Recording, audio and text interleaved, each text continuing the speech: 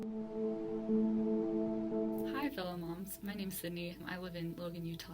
I'm 23 years old and I'm going to Utah State University. I am a psychology major, and so that's one of the reasons that I'm doing this project. But one of the main reasons that I know all of you is because I became part of a group that nobody wants to become part of, which is having a miscarriage. So on June 2nd, I figured out that I was pregnant. A couple of weeks later, I figured out that we were pregnant with twins at my first checkup, and they were identical twins. And a little bit afterwards, we figured out they were boys through the blood work. When I was going in for my 16-week appointment, they couldn't find the heartbeats of either boys. On September 1st, I got a D&C. Ever since then, I've been part of this Facebook group. And first of all, I want to say I'm so sorry that you guys are part of this group. My heart goes out to you guys because I've been through similar or exactly possibly what you guys have been through. So I just wanted to introduce myself though and tell you guys my story. I'm in a class called Positive Psychology, which focuses on how as humans that we can thrive in life and like what makes people thrive. So the reason that I wanted to do this project is because I feel like women who go through miscarriages, it's kind of still a taboo topic, and I don't feel like that it should be. Anytime that I've brought it up to people just kind of willingly, I can tell that it's really awkward for them, and I can see why it's a very sad thing.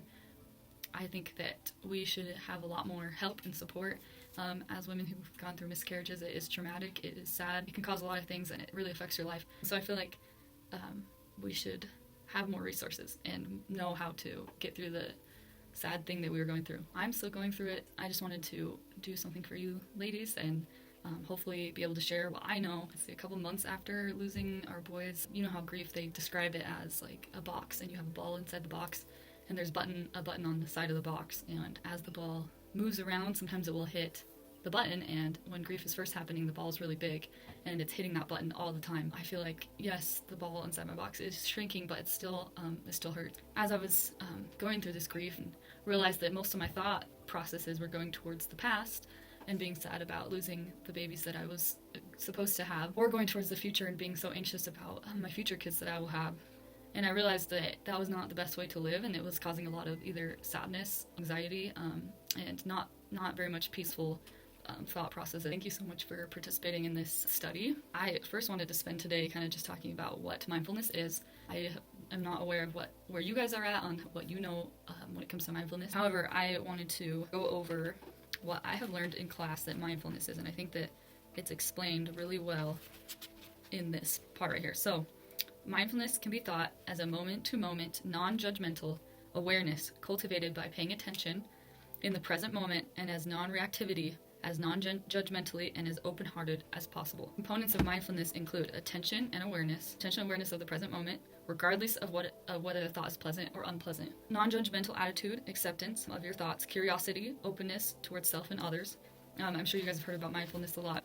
I will tell you what mindfulness is not. Mindfulness is not a relaxation exercise, although it can relax you. Mindfulness is not mindlessness, so it's not just responding to whatever comes to your mind. And mindfulness is not avoidance, so you're not avoiding any thoughts that are coming to you. And it's not achieving a different state of mind.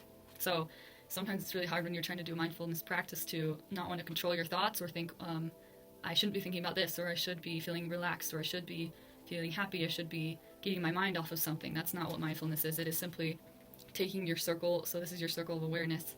It's bringing your mind to your awareness and accepting whatever comes into your mind. So something that one of my therapists told me one time is that when I was getting anxious about any thoughts that I had is to think of a bookshelf. And so like anything that comes to your mind, be like, oh, this is a thought, like thank you for that thought, and put it onto the bookshelf. Not try to organize the thoughts, not try to feel a certain way about the thoughts, but letting your thoughts just come, being aware of them, and putting them to the side. So now I want to share a video. It's about what mindfulness is. Although I explained it to the best of my ability, I really want you guys to watch this to pick up on anything that wasn't explained or doesn't make sense to you. So just watch this video and we will continue after. What if there existed a magic pill that can improve your health, help you live longer, build creativity, help discover your true self, and ultimately make you happy? How much would you pay for a pill like this? What if it were free? Well, that pill exists, and it's called mindfulness. We have, on average, 60,000 thoughts a day. Now the trouble is, most of the thoughts are either about the past or worried about the future.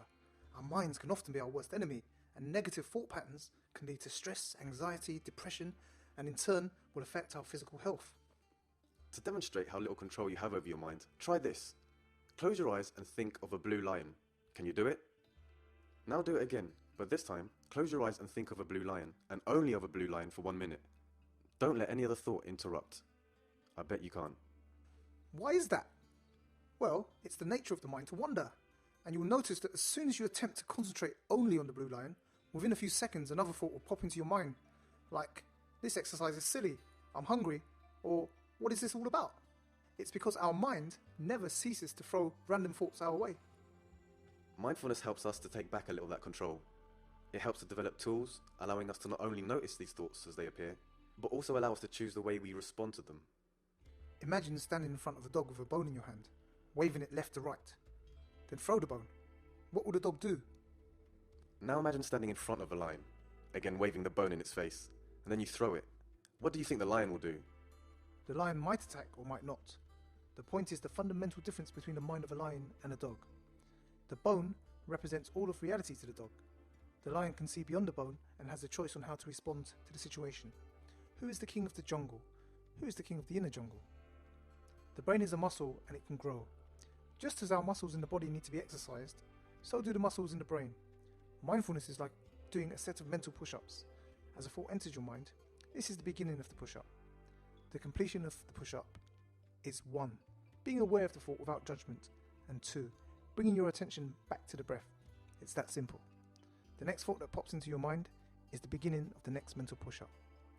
Scientists have shown that just after 8 weeks of practice, the parts of the brain responsible for the positive stuff, like creativity, emotional intelligence, and happiness, physically can change shape and grow. The amygdala, responsible for the fight or flight mechanisms related to stress, depression, and addictive behaviors, actually shrinks during this time. The scientific evidence is so strong now that mindfulness is being employed in places like Google, Bank of America, the US Marines, and the National Health Service.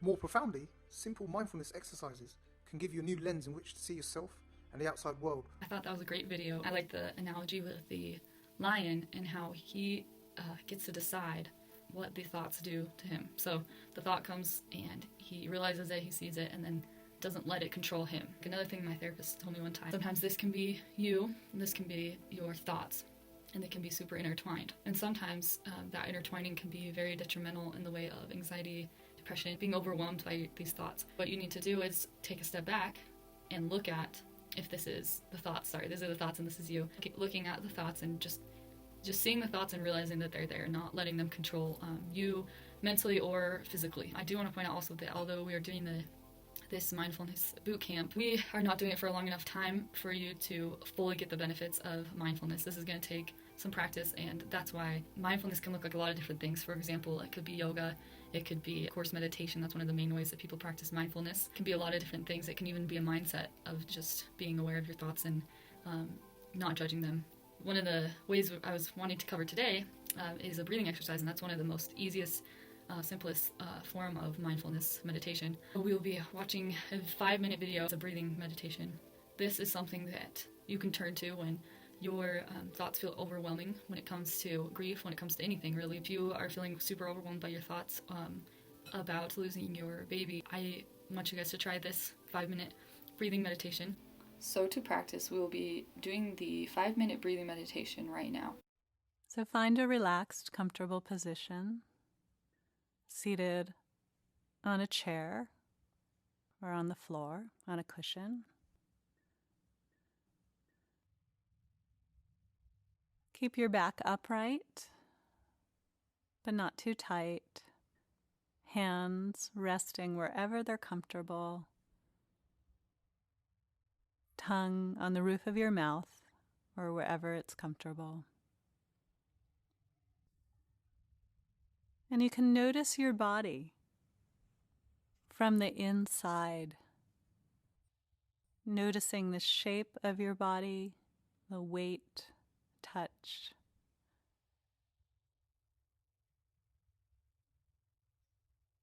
And let yourself relax and become curious about your body.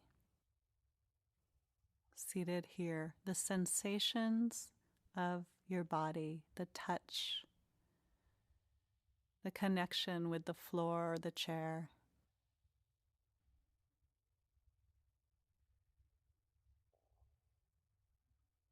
Relax any areas of tightness or tension.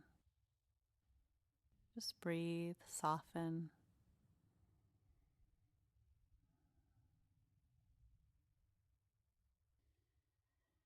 And now begin to tune into your breath in your body, feeling the natural flow of breath. Don't need to do anything to your breath. Not long, not short, just natural. And notice where you feel your breath in your body.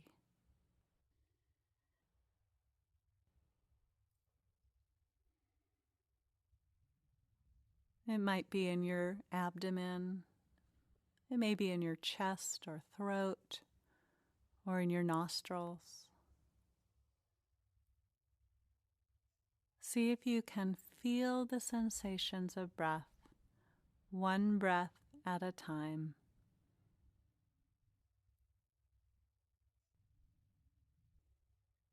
When one breath ends, the next breath begins.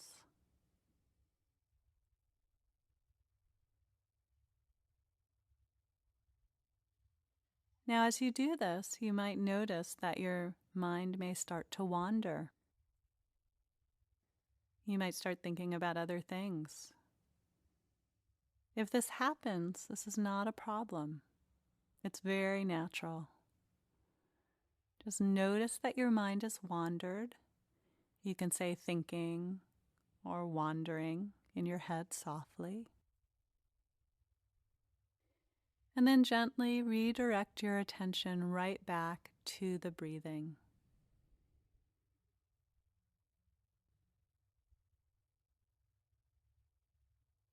So we'll stay with this for some time in silence, just a short time. Noticing our breath, from time to time getting lost in thought and returning to our breath. See if you can be really kind to yourself in the process.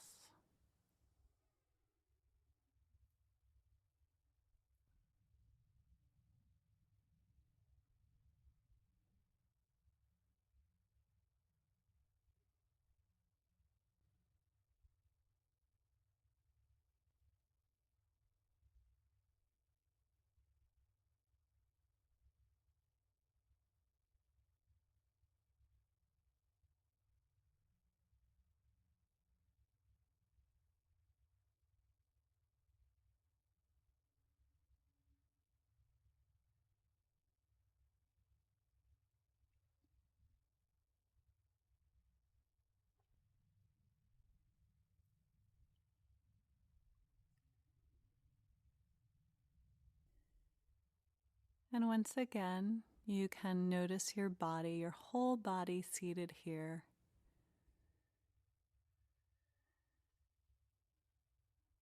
Let yourself relax even more deeply. And then offer yourself some appreciation for doing this practice today. Whatever that means to you. Finding a sense of ease and well-being for yourself in this day.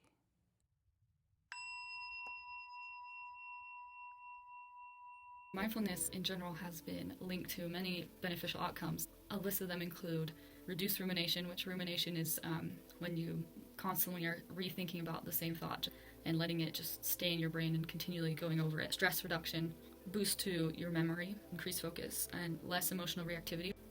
So I'm excited to work with you guys this week. I really hope that it's beneficial to you guys. I know that what we're going through is not easy. I know that grief is not easy, and sometimes it just hits you, and that's expected. And so whatever tools we can have to help us through the hardship that we are going through is beneficial. I also invite you to, if you're curious more about mindfulness in general, you can look more into it, look it up and figure out more about it if you're interested. And we will continue to talk about it more when it comes to mindfulness and grief, gratitude, and just different things that help us to retrain our brains, work for our benefit, and not bring us down too much. I can't wait to continue to work with you guys.